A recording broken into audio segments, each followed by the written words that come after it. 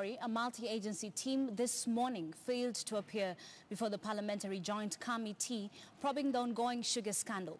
This only a day after government chemist Ali Gakweli failed to show up before the committee investigating contaminated sugar in the country, raising fears among members of Parliament over possible cover-ups.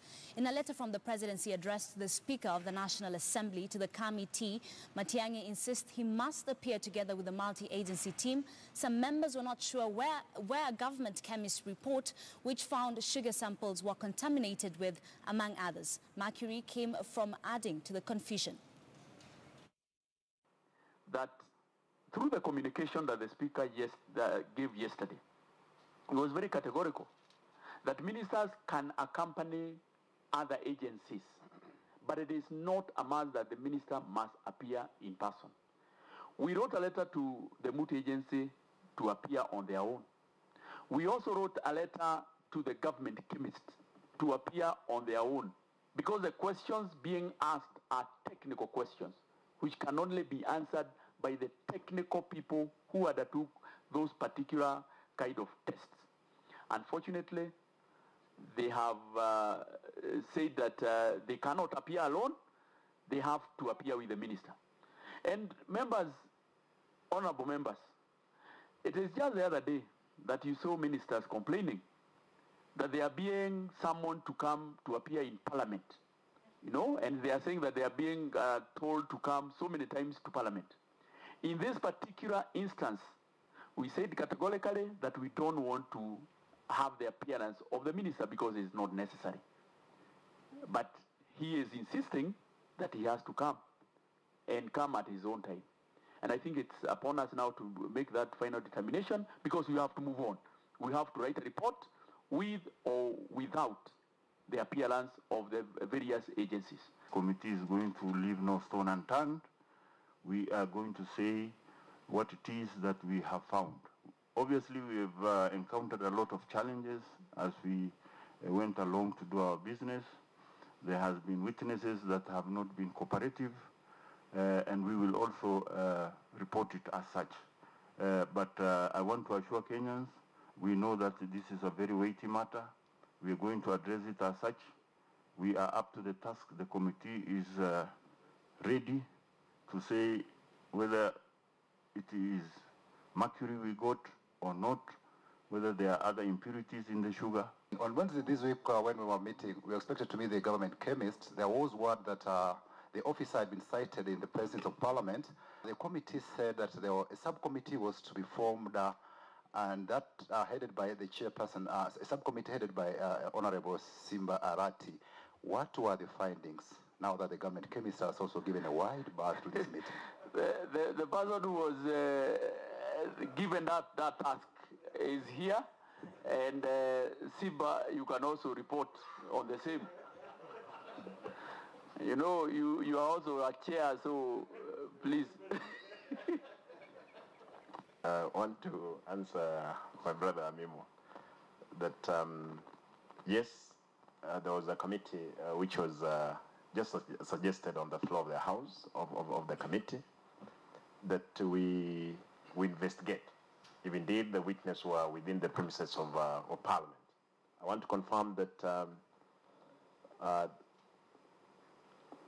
the purported visitors were not anywhere within the compounds of Parliament, as it was even at the gate, because indeed there was no record showing that they had appeared.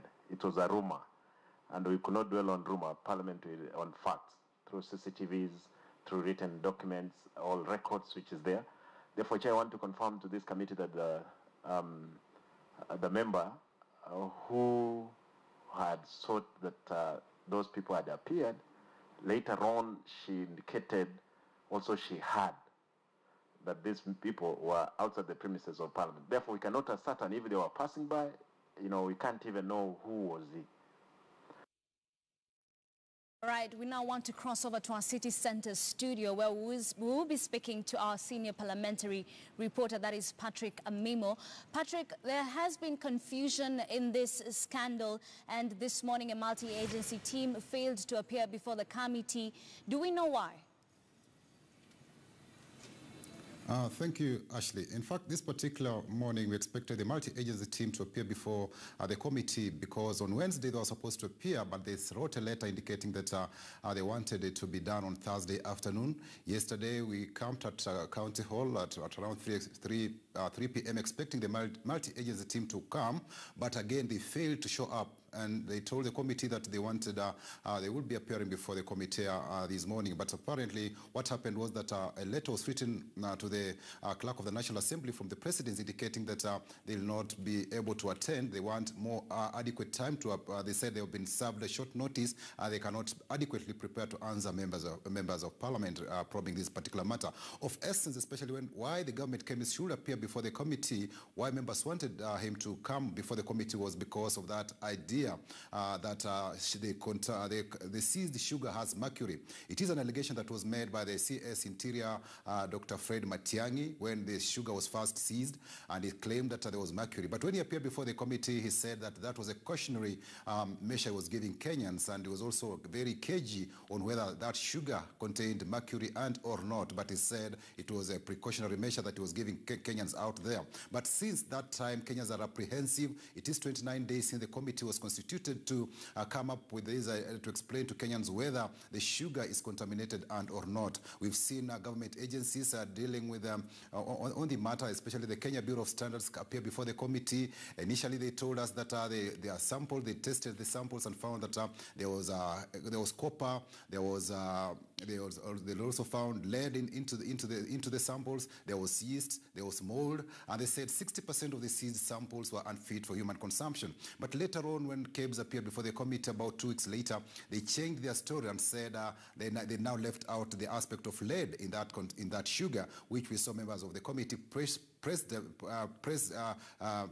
them to really explain why they were leaving those states, and they said, okay, it was part of their story. So they've been giving contradictory statements from these various testing agencies. We've seen the government chemists claiming there's mercury. It is a matter that also really led to a collision course between two cabinet secretaries. That is the former CS Trade and Industrialization, Adan Mohammed, who said that according to the findings from KEBS, there was no mercury, yet his counterpart in the Interior, Fred Matiang'i, insisted that there was mercury. We saw that altercation. Later on, they came to hold a truce, but ever since we've seen Adan moved from trade to EAC.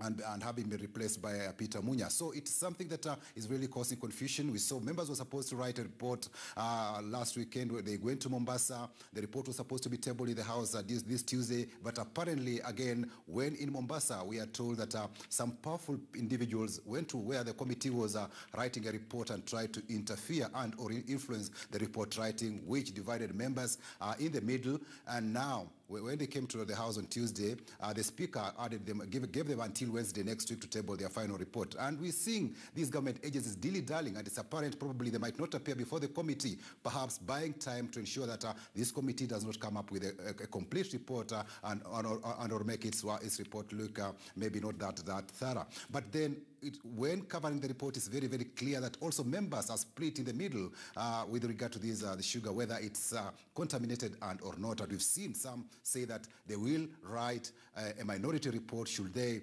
team not come up with a one version telling Kenyans whether the sugar is fit for consumption and or not. We saw also the public health officer appear before the committee and say that any contamination, should it be from yeast and or mold, forget about even the heavy metals like lead and copper. If it's found that one sample turns to be sample cannot even be fit for human consumption. That was Kefa Ombacho's stand when he appeared before the committee. But when KEBS officials appeared before the committee, they said, okay, perhaps this sugar can be reprocessed, which is also a matter that is not very, very contradictory. So it's something that is really raising confusion, and Kenyans out there are really, they don't have answers 30 days since this matter came to the public limelight that the sugar could be poisonous.